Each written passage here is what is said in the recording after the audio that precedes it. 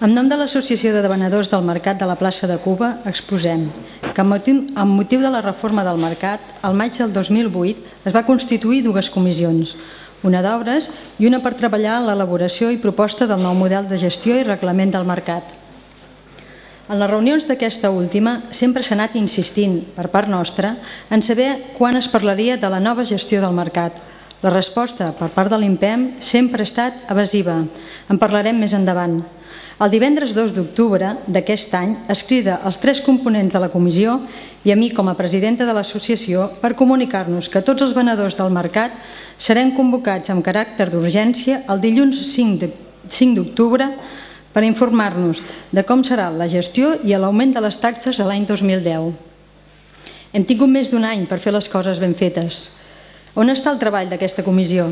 On està el compromís de la senyora Alicia Romero a no augmentar les taxes fins al ple rendiment del mercat?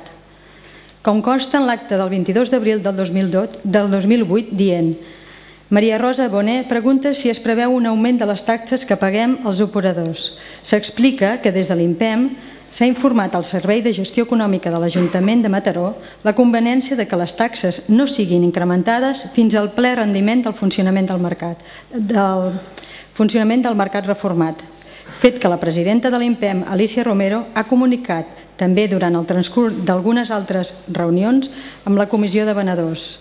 Les futures taxes hauran de ser determinades en funció dels costos del manteniment de l'edifici i del model de gestió que finalment es determini pel nou mercat. El nostre govern municipal és un mirall de bones intencions que es trenquen al moment de prendre decisions importants, amb desorganització, presses i imposicions.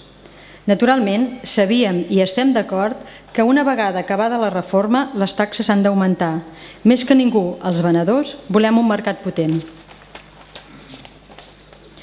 Però amb diàleg, estudiant la possibilitat de fer un augment gradual de les taxes, de buscar conjuntament, l'IMPEM i la Comissió, noves propostes de gestió tal com es va acordar, de tenir clar quin és l'augment real de les taxes i quin és l'augment del manteniment del mercat. A l'Associació de la plaça de Cuba estem decebuts de l'actuació municipal, amb les seves decisions a correcuita que trenquen el treball mantingut durant hores i fins i tot anys. Per tot això, demanem que no s'aprovi aquestes taxes presentades pel 2010 i es tinguin en compte els nostres arguments. Gràcies.